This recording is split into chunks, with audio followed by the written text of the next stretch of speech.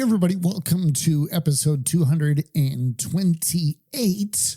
Today is June the 11th, 2021. It's 3 o'clock in the afternoon here on the West Coast. Today I'm with Victoria Wieck. She is a TV shopping celebrity, and she built a $500 million business literally from scratch. Victoria is the ultimate rags to riches story.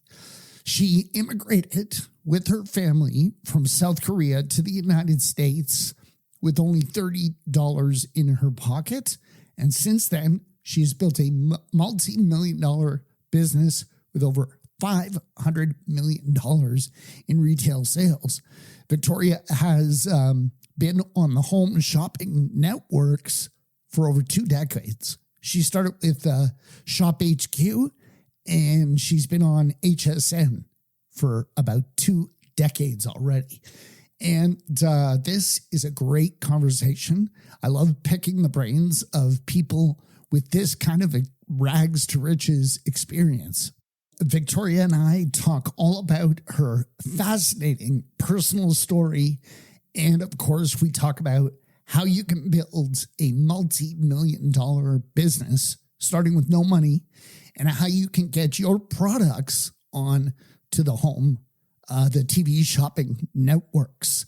So let's welcome Victoria Wieck to the show right after this.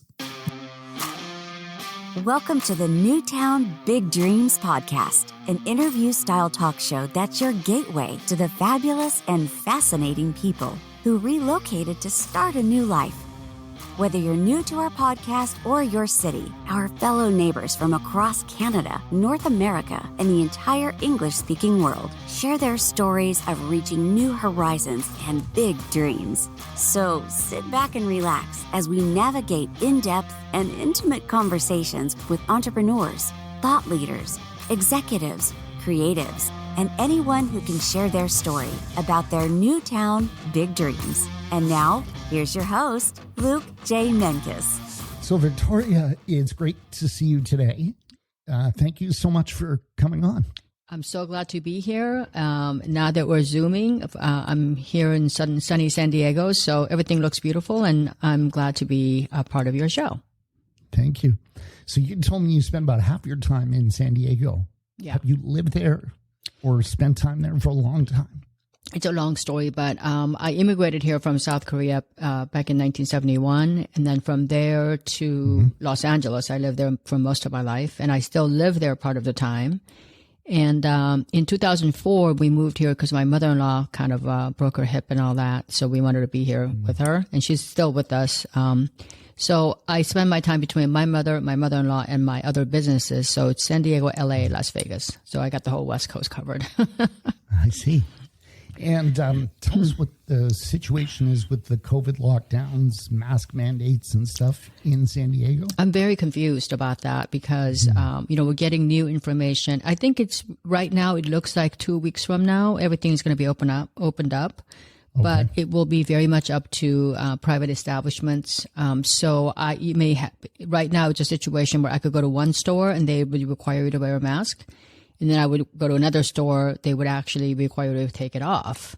Okay. So you kind of have to have it ready the whole time. So this is California, so things are, we're like a whole other country within the United States even. Right.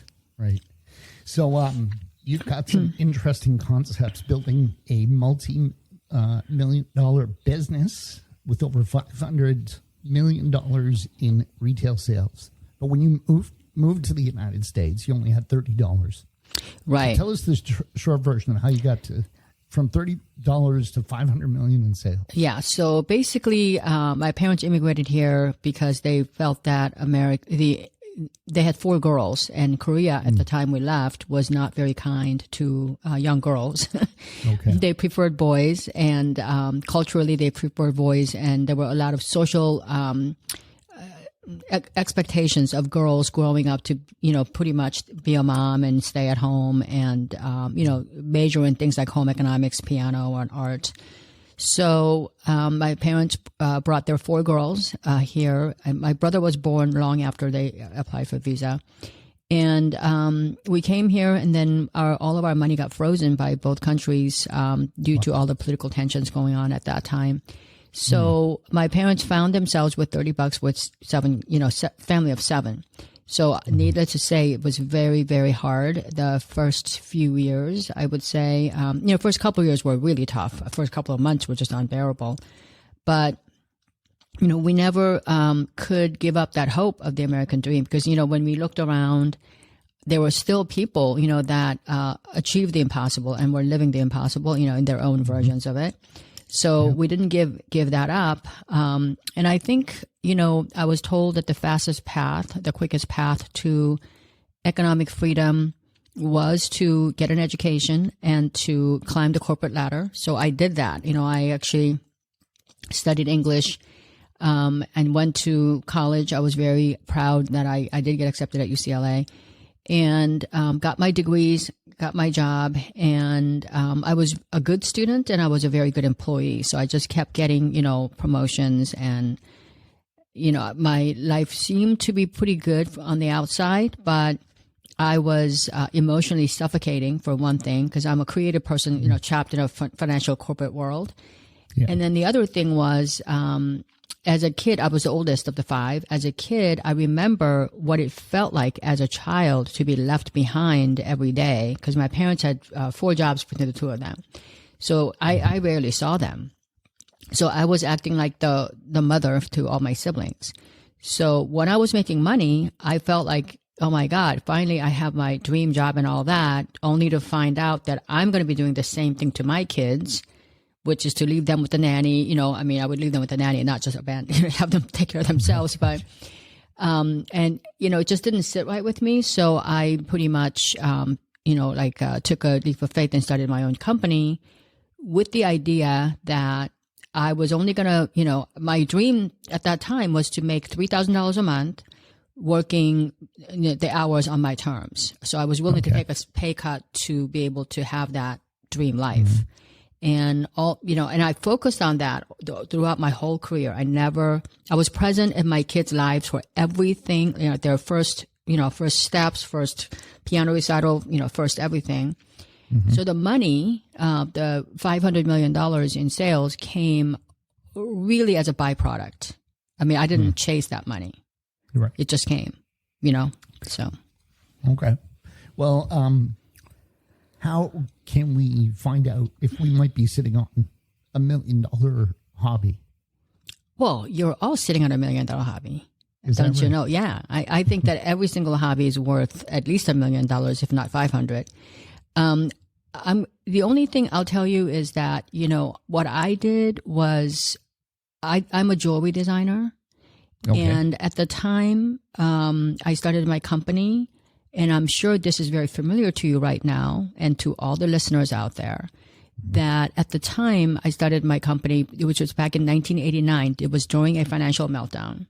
Yeah. And I felt like the American dream was getting farther and farther away. So a lot of my friends who did all the right things, who went to school, worked their jobs in high school, college, all that, and they get their jobs, they get promoted, and yet they're working 15-hour days, they're commuting an hour each way, and inflation was there, so, things were, so it looks like the harder you work, the farther you are away from things. Yeah. I hear that a lot today from people.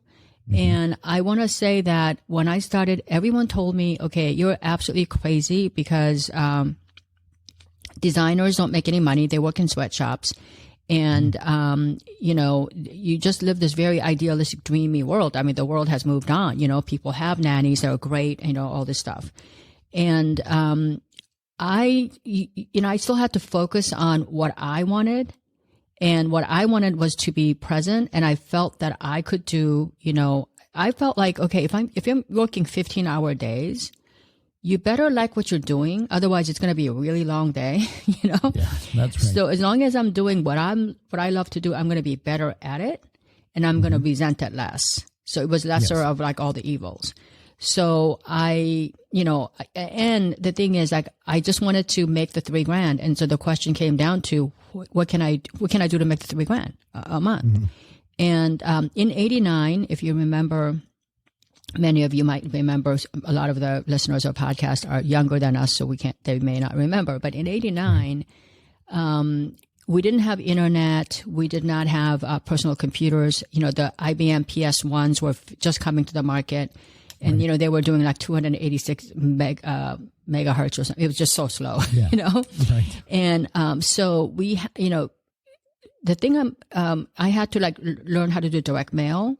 I had to go find, I went down to, since I'm selling jewelry, I figured people who can travel, who are in the luxury world were more likely to buy it. So I went to the travel agencies and I got their books of all the hotels and, they have all the directories of every hotel.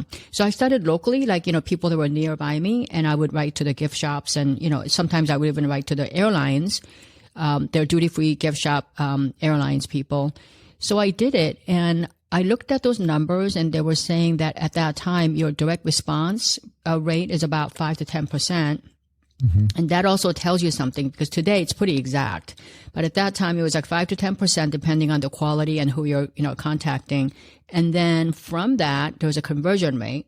So I thought, if I wrote 50 letters a day, and I got the conversion rates, so, the number was doable. But the 50 letters were mostly form letters. But, their names and addresses, obviously, they were slightly curated. So I didn't have to rethink the letters all the time.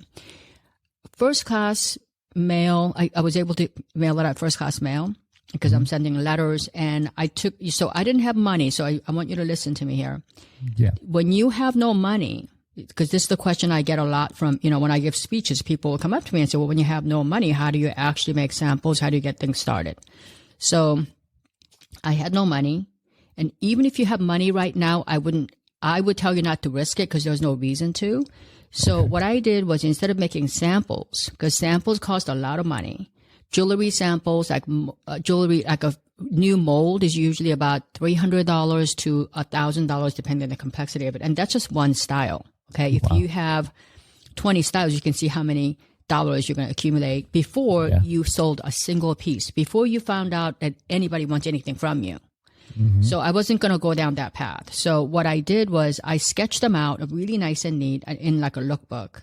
And I went to my local department stores, and I would ask the local department store, like assistant manager of the jewelry department, and asked her, if you had something that looks like this, would you be able to sell it? And, how often would you be able to sell, and how much would you get for it?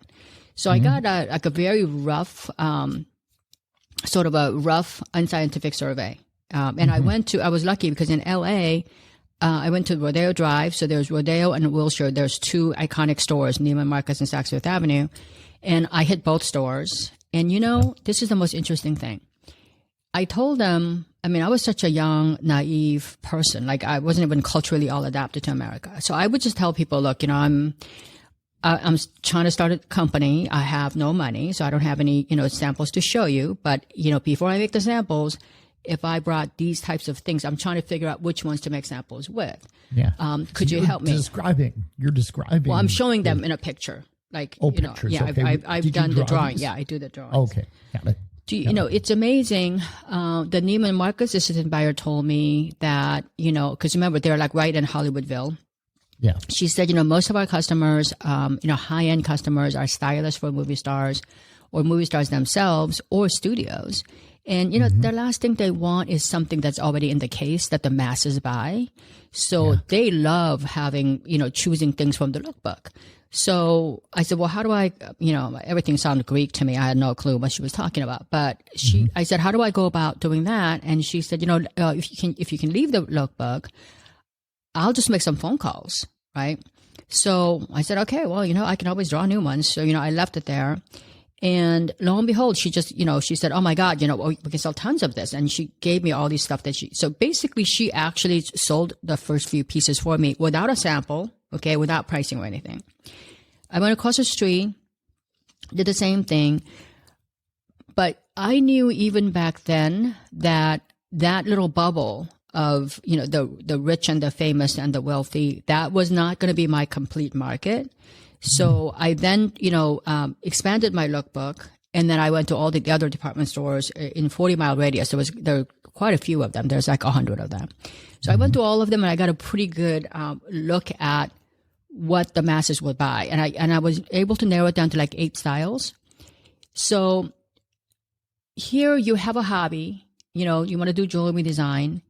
And I had some time. I was able to sketch them out, and I was able to do market research and get pre-sales before you did anything.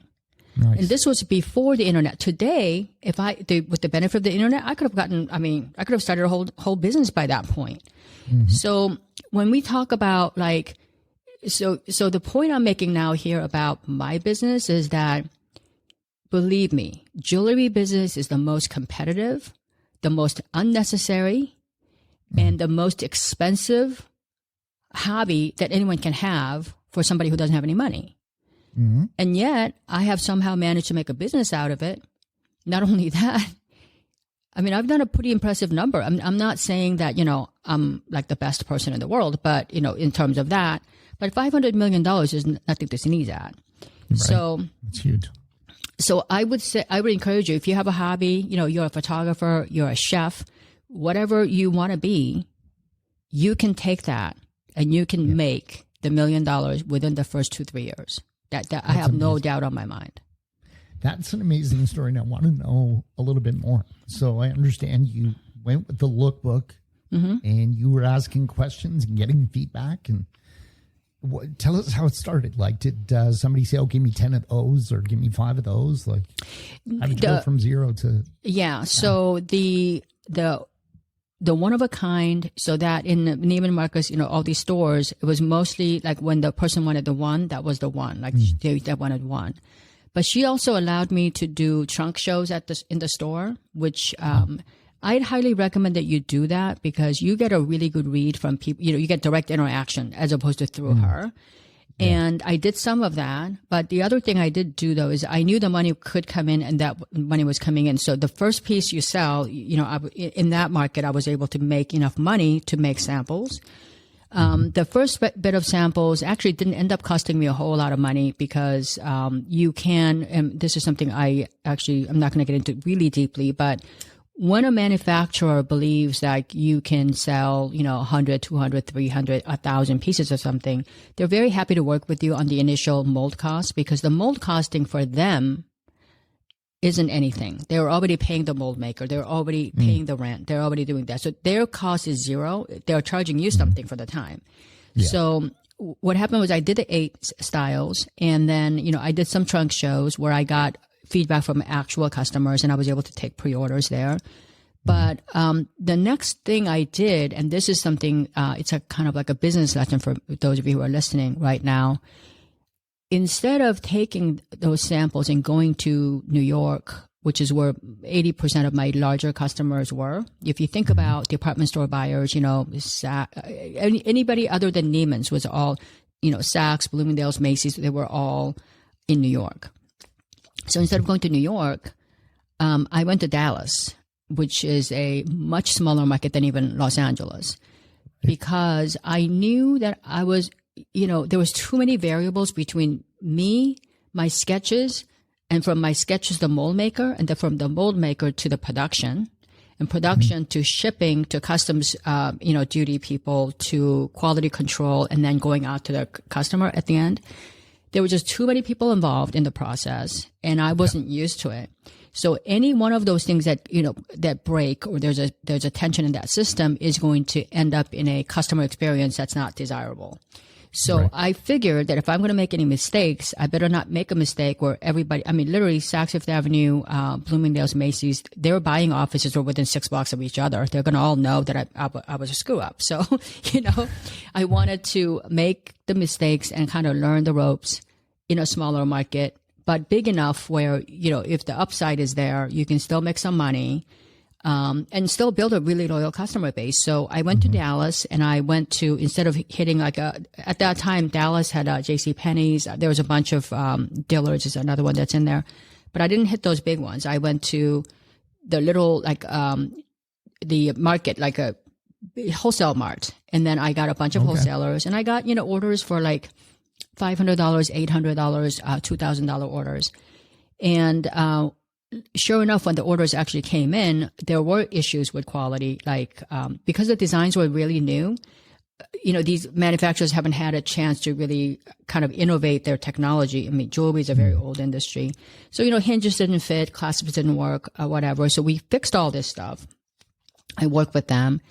And then when I went to New York, I got like a large order. The first one, I think, was $56,000. And back in 1990, it was a lot of money. I mean, it's a lot of money today. Yeah. So, so I guess, if you don't have money, you have these ideas, you have some time, those principles can still stay the same, meaning that you're taking very little risks and you can market test, then you can expand. Yeah. Were those mistakes, those initial mistakes, was that very stressful for you at that time? Oh, yes. Very, very, very stressful. The other thing I will tell you is, and this is another one that if you're starting a business and you are starting to make this into a physical product, something that you need to watch out for is that my designs, the first 5 manufacturers I contacted, 3 of them refused me and said that, I had to pay some exorbitant amount of money for them so they were going to make all the money up front, like a couple $1,000 per sample. And they wanted me to pay that in advance, which was not an option for me. The second, a couple of guys, one of them asked, both of them asked me, how many can you sell? Because our price to you is going to differ, depending on how many you can sell. Obviously, if you can sell 10,000 pieces and you order it from us, then, the mold costs are very low. Yeah. My answer was, I don't know. I mean, how could I predict the future? There could be an earthquake in Los Angeles, or it could be maybe your samples won't come out right. Maybe it won't work. Maybe it'll be too expensive. I mean, or I could sell 10,000 pieces, but if I told you I'm confident I can sell X amount, that would just be an educated guess, So I don't. My true answer is I don't know. Right. So, but they knew I didn't have a whole lot of money. So what happened was these guys never sent me my samples. So after I reached 5 different manufacturers, and so the first 3 refused. The other 2 sort of said they will do it, but they, for X price, but I never got samples. So I figured, and now I'm sitting on a bunch of orders from all the trunk shows and everything, and I have nobody to make it for. So I went to a trade show to look for new vendors. And what I found was that my samples were all over the trade show. So these guys didn't sell it to me, but they sent it to many other people who are competing, in the same marketplace because they could place the orders right away, Wow. So, and that's not really, I'm not sure if it's really legal or not. I didn't have copyright protections or anything like that, but it's absolutely morally not correct. Yeah, that must have been devastating to walk in there and to see all your work. Yeah, it was heartbreaking and devastating. And then I was wondering, what kind of a industry am I in? So, but I mean, these are traps that I walked into pretty early on. I mean, since then, I've copyrighted like 15,000 different styles. That's the first thing I learned how to do. And the second thing I learned how to do is design them in modules so that like when I design, my pieces are usually designed in different sections so that not any one person has all of them, because it's not even just the owners, but it could be their employees, So, the wax mold is very easy to make an extra copy of and, things come out. So, but even with the mistakes I've made early on when you don't have any money and they were completely bankrupted you, you can still recover from all that. And, I guess I'm just sitting here just asking everyone to rethink your American dream. When you say how do I start a hobby? How do I do this? If you're really passionate about something, you're going to stick to it. You're going to be persistent, and you're going to be better than anybody in that place. And if there's one thing that you think needs improvement, if you're a gardener and you think that, geez, is there a pad I can sit on that's not going to be wet and dirty and not heavy, and because you're sitting on dirt, that makes it easier. If that product doesn't exist and you're an avid gardener, you're going to find a way to do it. Yeah. If you're a chef, I mean, I got a great friend. His name is Daniel Green. In fact, you probably should interview him. Okay. This guy started cooking, never went to cooking school, never worked in a restaurant. And he started cooking because he felt that he was, at the time he was moving in from teenage years to adulthood. So he was like 18, 19 years old, and he felt like he was very heavy set. I didn't think he was that heavy set, but he was very heavy set in his mind. He suffered from a little bit of low self-esteem. His whole family, they were relatively normal weight, but he was just gaining weight a lot faster. And so he started cooking for himself because he just felt terrible. He didn't like the trajectory of it, and cooking healthy foods. And because diet foods, he couldn't. He said they taste like chalk, so he decided to cook for himself. And he went through a year of just cooking food that was barely edible. But every once in a while, when he would run across something that actually tasted good, he journaled this. He put them in a diary. Today, he's done 11 or 12,000 hours of live TV showing his cooking, healthy foods. He's authored 12 books, millions of copies, bestsellers all across the board. He's, designed a menu for first-class cabin menu for Cathay Pacific, Lufthansa, all these airlines. Wow. What are the chances of somebody just taking a passion like that and making the millions and millions of that he's made just because he was passionate about, just staying fit and healthy? He's authored books like Paleo Diet Book, all this stuff. And I'm sure, you guys have seen all this. So when I say, and I can go on and on about people, photographers that's making millions. I mean, anything you have your heart set on something. I mean, I can make a business out of running if running is your passion. You really can. So if I understand correctly, the basic process is you have to find something you really, really love, so you don't mind the long hours and hard work. And you have to set just a basic goal, like you said, $3,000 a month. Right. And that eventually transforms into something much, much larger. So you have to make some money, but you don't have to shoot for $500 million at the start. It has to be passion and some money. Some way to make a profit. Right. So you do need to monetize it. That's the whole thing. Now, money is not, it's not evil, and money is, not great. It's not evil, but it is, some part of this is necessary. This is how we pay for things. So it's not like I'm completely blindsided to money, but the basic amount of money you need to run a business or start one and test and accelerate your business idea is a lot less than you think. Because, for example, when I started my business, we didn't have internet. We didn't have we used to have 1-800 numbers, and they used to cost you a lot of money. Yeah. So in jewelry, if you see movies, like everybody's seen movies of jewelry stores, you go to Tiffany's or any of these places, and you've got the floor to safe ceilings, right? Like floor to ceiling safes that you open. They're usually bulletproof, fireproof, and all that. And then you also need a very secure place. You got several alarm systems that's running. I didn't have money. So when I got my first inventory, it may not be millions of dollars, but it's everything I had. So where do you store that? Those safes, even the small ones that are not, huge, I mean, they start out at like $4,000 or $5,000 a piece. Yeah. So, and then when you get it, where are you going to put it there? Where are you going to put it? Because you need a jeweler's insurance, all that. So I wasn't going to give up, my passion for that. Because at that point I realized, oh, gee, there's a huge market for my product. All I had to do is show up, and, people are writing orders like crazy. Right. And so I was not about to give it up, but then I wasn't going to go and get a loan for $10,000 just to store those pieces for a few days, because that's what I needed. Like, I receive it and then ship it out. So, I came up with an idea, I wonder, because jewelry is not that large.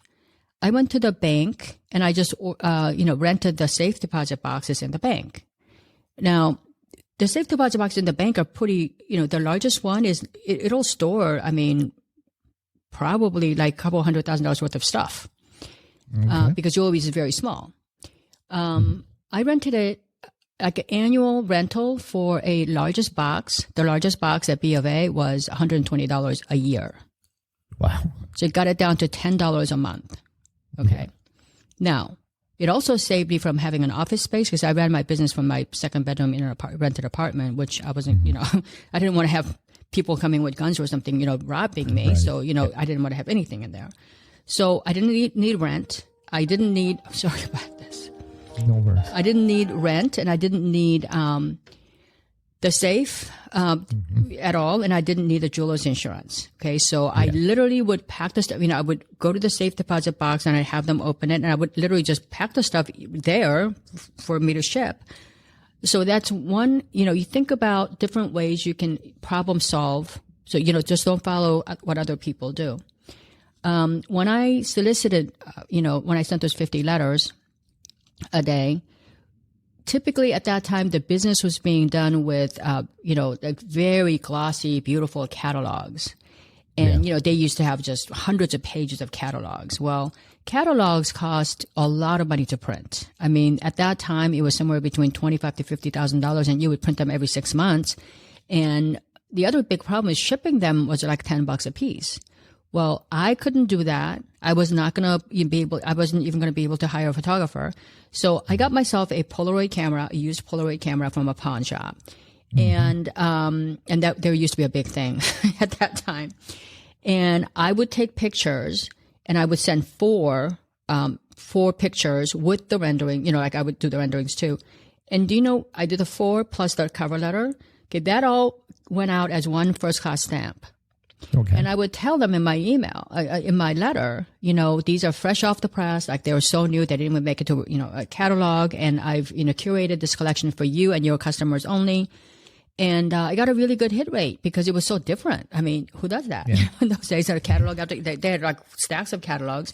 But these Polaroid pictures were just 4 pictures, and they would just come in there. And I would vary the pictures because I had more styles than 4. So every week I was able to send them for 9 cents. So again, if you think about, if you have the determination and you're really passionate about, because those 4 were like right on the money for a lot of time. So that's how I got Neiman Marcus and all these stores. So I would say that, think about outside the box options. And you might find that you might be a lot more efficient. You just have to have a pulse on, the one thing I knew well, though, I understood the jewelry industry really well, what was happening outside of there externally, and also what the industry was selling and how things were bought, how things were done. And if I'm going to have to do something differently than what other people do because I didn't have money, I was going to find creative ways to make it very palatable. But the being vulnerable, being honest, and just, presenting your best. You don't have to be perfect, but presenting your best at that time, it goes a long ways. It really does. Yeah, right. And we all have that. I mean, we all have vulnerabilities. We all have authenticity. We all have our best that we can show. Yeah, for sure. For sure. Now, you were able to get some of these products on television. Mm-hmm. How did you get them on TV? So what happened was, my products were sold, in the Neiman Marcus catalogs. I mean, my products were featured at, many of the airlines in-flight duty-free catalogs, Harrods, London. So HSN actually called me. HSN is one of the, biggest, at the time, they were the largest, TV network. It is now the second largest. But, they contacted me and asked me if I would be interested in being on their channel. And, initially, I really wasn't, because the TV industry was in its embryo state in 1998. That's when I went on TV for the first time. Mm-hmm. They didn't specialize in jewelry. They sold like whatever they could. Dolls, swords, antiques. Whatever. Right. And by that point, my brand was a really hot brand. For jewelry. So I didn't really want to go on it, but by that point, I had distribution all over the world. I mean, literally, I was in Dubai, Abu Dhabi, Bahrain, Tokyo, South Korea, London, France. I mean, all over the place. So I was traveling quite a bit. My kids were getting a little bit older, and it was getting a little exhausting. So I figured, if I could make this TV thing work, I may be able to just do like once a month, going from LA to Tampa, and just do the same volume. So I gave it a try, and it wasn't easy the first couple of years. I mean, we really had to, the network was very, very eager and kind and professional. So we had a real great synergy, and we built this amazing brand on TV. And I was on it for 19 years and 11 months or so, almost 12 years, almost 20 years. And then I tried retirement for about 6 months, and it really wasn't, it was fun for about 6 days. And after that, I was driving everybody nuts. So luckily, I found a new home. So I'm in the competing channel. It's called Shop HQ. So I'm still on it every month. Is Lori Grenier involved in one of those? Lori is with QVC. QVC, okay. Yeah, so she's on QVC. Now, QVC went out and bought HSN, so they are now the same company. They're sister companies. But at the time, she was on Shark Tank, on HSN. So if you've seen the movie Joy, that's, Jennifer Lawrence played a woman named Joy. That Joy was on my channel. She's actually a pretty good friend of mine. Okay. Yeah. So that's, shopping channels are still happening. Oh yeah, it's a very big thing in the U.S. And and I'm on the competing channel now to HSN QVC combined channel. Yeah. Okay. So if someone has a great product and they think it might be a good fit for one of these shopping networks, how do they go about that? Oh, you have to pitch it. There's a whole process of doing that. Yeah, you got to pitch it. I mean, it's not easy to get anything on TV, but if you have the right product, obviously, remember, if you're trying to pitch something to TV, TV is a visual medium. So anything that's easily, demonstratable, like, if you're, for example, things like perfumes, which you can't demonstrate, you can only describe it. That doesn't work too well. But a lot of before and after, like if you can, vacuum cleaners, for example, if you can say, hey, ours remove stains or whatever, and you can actually show the dramatic difference between the before and after, those things do really well. If you can do, a lot of beauty products do very well. I can't say generally speaking certain categories do well. I would say that anything that can be easily demonstrable, like your benefits of your product can be easily demonstrated visually, then that product has a huge advantage. However, there have been some great products that wasn't that easily demonstratable that did really well. So it just depends. You really have to bring your marketing game to the top. Right. Now, you've learned so many business skills, starting off going to department stores with your lookbook and now on TV for a couple of decades. Tell us what you've learned about negotiation and persuasion over these couple of decades. Yeah. So negotiations and persuasion, I want to say, Luke, that is actually really, really good because can I tell you that that's the one thing I believe that none of the universities, none of your business courses really teach you, because we are taught that negotiations and persuasions, leave it to our lawyers. And that's the worst thing you could do for yourself. Hire a lawyer to negotiate something for you. You can hire a lawyer to write down what you've already negotiated, but your lawyer doesn't understand your business needs, the dynamics of what the other side wants versus what you want. You don't want to pay somebody somewhere between $500 to $700 an hour to ruin your whole thing for you. So the other thing is, the minute you lawyer up, the other side brings their lawyer up, and 2 years later you're still talking about point one. So what I would say is, when you go into persuasion, is very different than negotiating, I would say, because persuasion is you're trying to convince somebody something. So you would persuade your buyer that your company really needs this, right? You can say, I'm selling this line of shoes that are really comfortable. It solves all the foot problems, and yet it still has this incredible style. If you're going to do that, and the buyer says, well, can you prove that scientifically? Do you have any studies by UCLA or Harvard that says that your shoe, whatever. So you somehow can, if you can somehow persuade her, that, this does all this stuff and that your company actually will benefit in terms of bottom line. That's persuasion, and that's a little different set of skills. That's more of pointing out, your features and benefits. Now, negotiating is when the buyer says, okay, well, great, Luke, I love your shoes, and let's talk pricing. Okay. Right. And so this is where your negotiation starts. And so if you say, for this one pair of shoes, which we're going to start with one pair, and that pair, and you tell the buyer, I need to get $50 for this.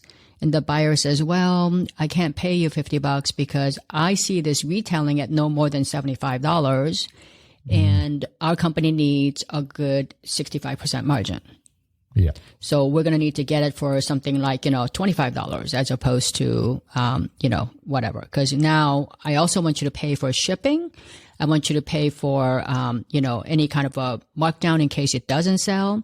And I want you to agree to taking back stuff that doesn't sell, so that we don't have to be sitting on dead inventory, or we don't have to air only size 5 in lime green anymore. If everything else sells, can you take these back?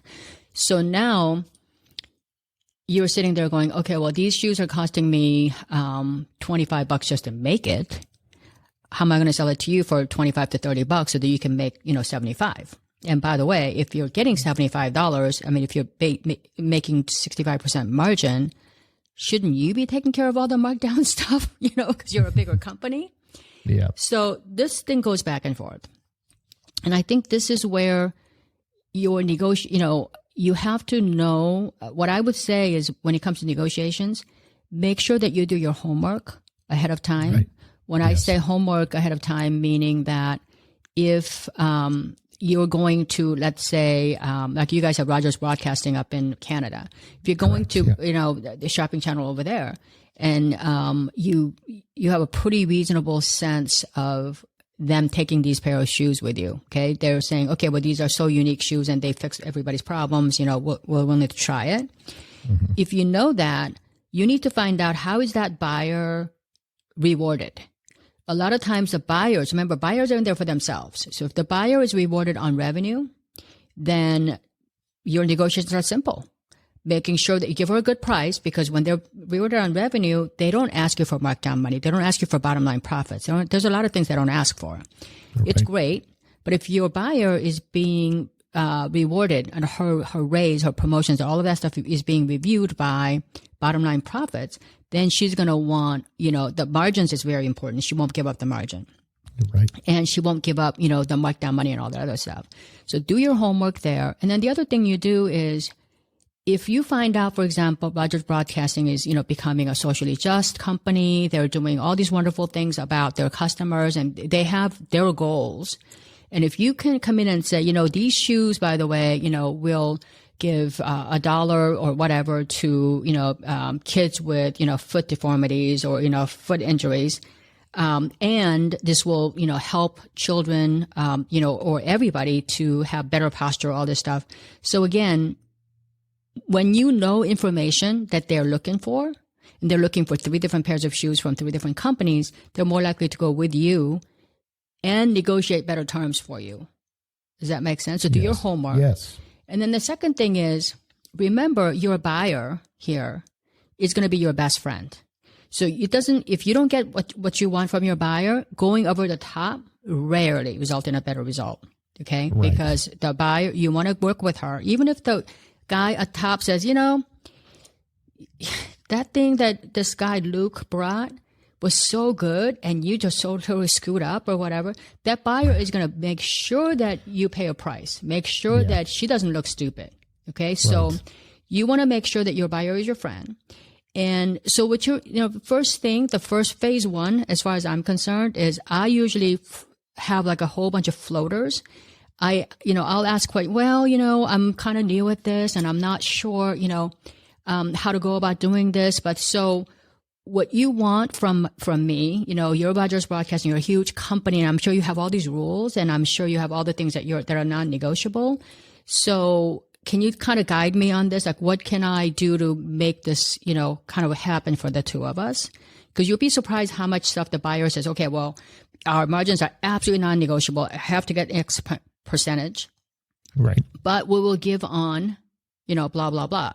So what happens is you can structure your negotiation. So if you find out, for example, your buyer says, I want 65% and that's non-negotiable, Yeah. then what you could do is you can then say, well, my shoes are costing me $25. I have to get whatever, but what if you did buy one, get one free? Or what if you did, there's other ways you can build a product.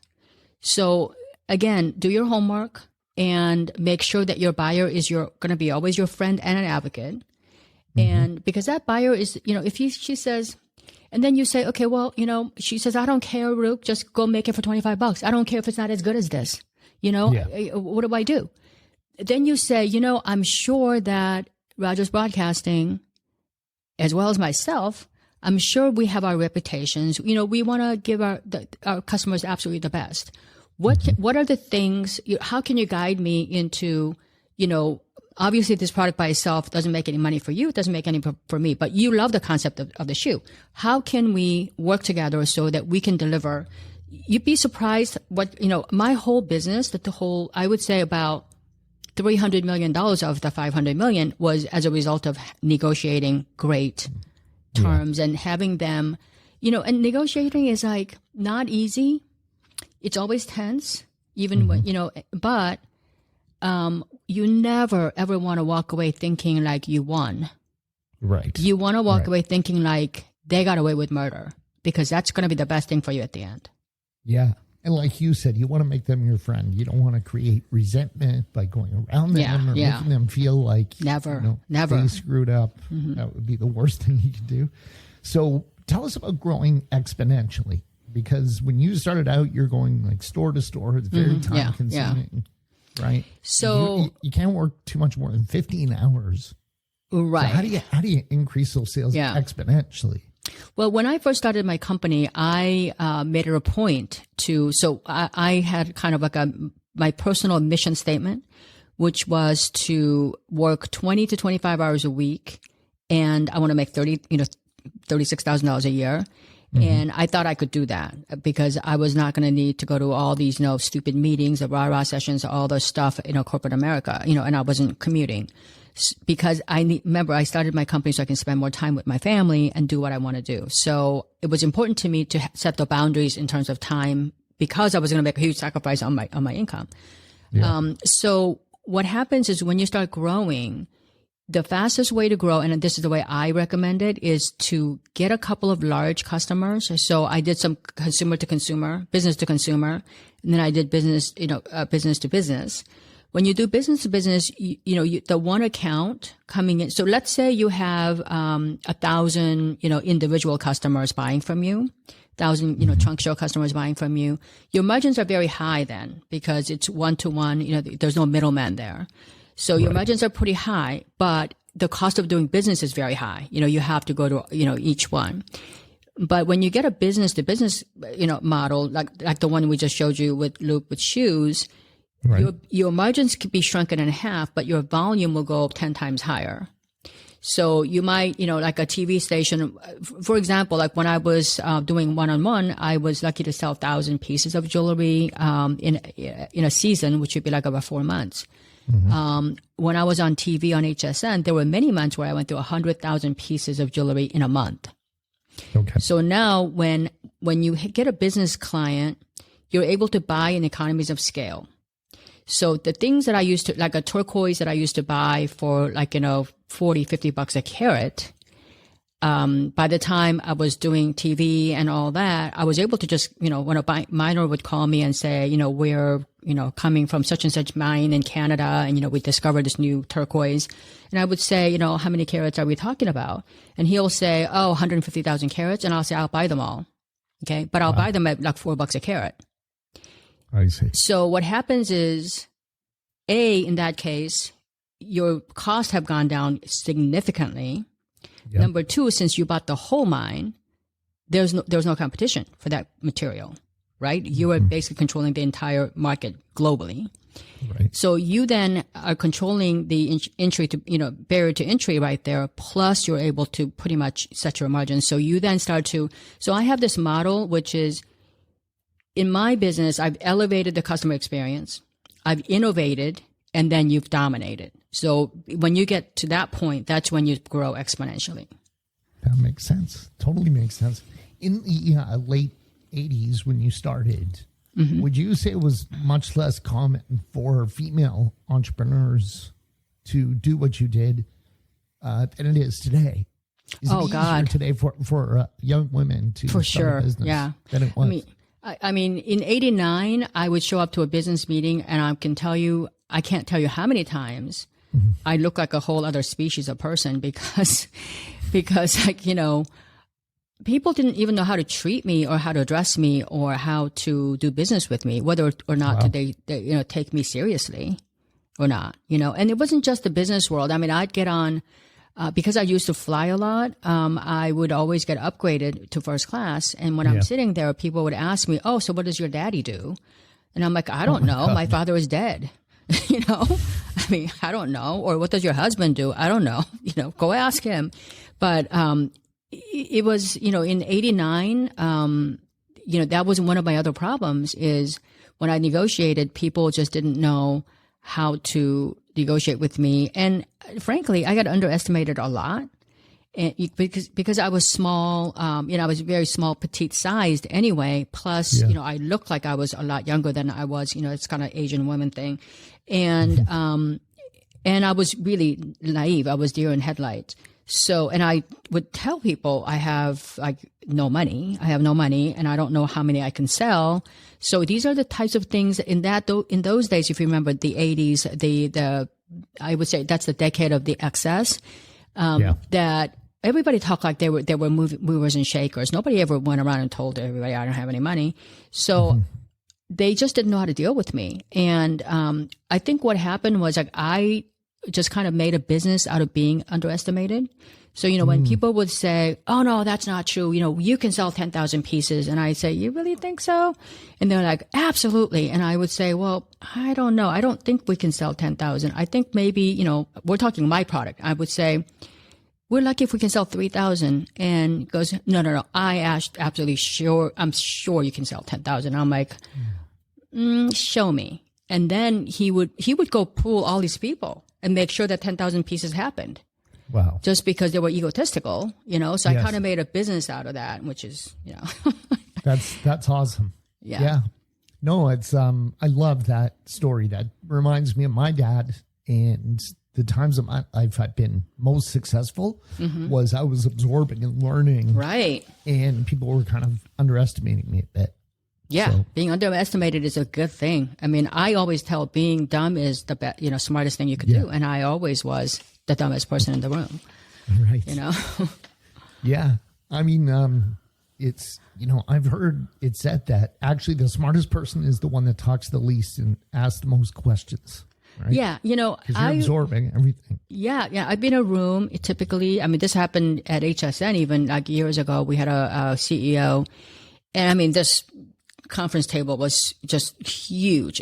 I don't even know if they make tables that big, but it was all male, and they were going around the room about all the things they're doing and everything. And I would just say, so, I'm a little bit confused, and I would say, so what you're saying is, you really think that we should be doing, sometimes I would say, so, how is it that, they would tell me, we want something new, like our customers thrive on new. And, we love your brand because you're so, you're one of the few people that can design new things all the time. So we want like 30, designs that are new all the time. And then you go around the room, and then when they got to write the orders, they would say, well, I love this, and it's so new, we love that, and but I want some history on this, okay, before I write the $1 million order.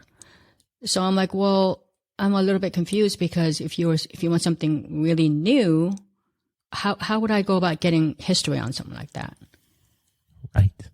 I would just say I wouldn't say you're stupid, but I would say how could you is there a way to get history on something before it happens? Because I'm not sure. Because if you want something with history, I got all the history right here in my briefcase, and so you can place an order on those that have history, or if you want something new, these are it. But I'm not sure how I can give you the history and the new.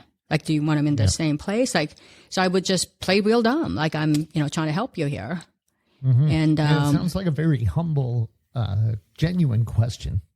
Well, it is, because sometimes like they don't really hear what they're saying. Like sometimes, they're even some of the really egotistical people. When you get to know them, they're not egotistical necessarily. Some of them are, but a lot of them, they're insecure about their position. They're insecure about, if I'm going to get fired or whatever. So they feel like they always have to kind of exert their authority.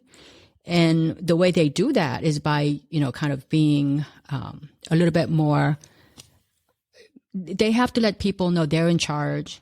Yes. And that they know what they're doing, so that they're not like, like sort of predators, people, younger people coming up, taking their jobs or whatever. So I understand it. And, the one thing I would say is like, whenever you get screwed over, like we went over some of the mistakes I've made, I try never, ever to focus on that negativity. I think, okay, well, I have a choice now. I can either hate them. I can talk bad about them. I can make sure that nobody else ever experiences this sleazebag. Or I could just choose to make sure that it doesn't happen to me again. And I'm going to try to like pretty much figure out what led me to this. Like, why was I so vulnerable? Like, why was I so gullible? Like, what can I do now so it doesn't happen again? So, and I don't even have to let people know like what you did to me is wrong. I don't even do that, because, it'll just take care of itself. So you just have to keep, as an entrepreneur, you have so many things to worry about. The last thing you want to worry about is the guy who screwed you over. Like, seriously, just move on. That's an energy drain and a time waster, mental time waster. Yeah, so for many sure. things to take care of. Yeah, for sure. So the last question I want to ask you, I have 2 daughters and 2 stepdaughters between 10 and 18. You got 4 girls. 4 girls. How lucky are you? I'm very, very lucky. Yes. But I'm also nervous. I want to be able to teach them and give them inspiration and courage. So what advice can I tell them Victoria Wieck said about female empowerment and about their future? Well, I would say embrace everything you have, embrace your femininity, because I personally, and I'm not I would say this may not be a politically correct thing, but this is what I believe, so I'm going to say it, which is, I just think that females are much more DNA coded to be nurturing, looking for more of a win-win situation. If you go to a meeting that's led by a female leader, true leader with a lot of authority, you rarely see, her walking away with winner takes all kind of an option. Yeah. So I think that all of the things that God gave us as females allows us to multitask, allows us to have compassion for multiple people at the same time, multiple projects. And don't let anybody in the room, female or male, to let you know how you can be better. I mean, your body, your mind, and it's an amazing thing. You have all the power. Like, I went from 0 to $500 million with no money, no mentors, no expertise. And I would say that it's too bad I didn't have mentors, because back those days, they didn't have females that were very successful before me that I knew of. But, today I would say, just stick together. Like in this day and age right now, there is a lot of compare and compete among women. And I would say, stop that, and if you witness that, just you be that collaborator, you be the person above, always take the high road. But more than anything, running a business, like building my business, it's 90% mental, 90% mental. So, just make sure you have a strong core. Like, if somebody says something to, women's intuition is something that's very powerful. A lot of things that differentiate a good businesswoman versus a great businesswoman have to do with words, like inspiration, instinct, the innate sense of something happening, and an intuition. You have all that, and don't ever give it up for some data. Don't give it up for some trend. What you have within you is timeless. and it's God-given. You're going to be okay no matter what happens. Yeah. Temporarily. Very powerful. Very powerful. Victoria, this was a great conversation. I learned a lot. And thank you. I really appreciate your time. Thank you. Thank you so much. And thank you for having me. And if you guys listening want to, I have a great thing that I'm doing right now. It's called, if you're a small business person, the number one reason, because I'm right now working in my legacy phase where I'm trying to help as many people as I can. Nice. And you started this interview with the question about, how do I know if my hobby is worth money? I am on a mission to create 1 million millionaires with all their hobbies.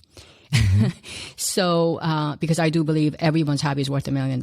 And so what I found out was that the number one reason why small businesses go out of business, male or female, is they don't get visible.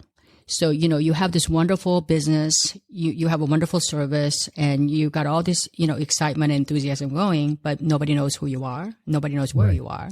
And so I am doing a free webinar at the end of this month. And even if you can't make it, I'll have something uploaded later.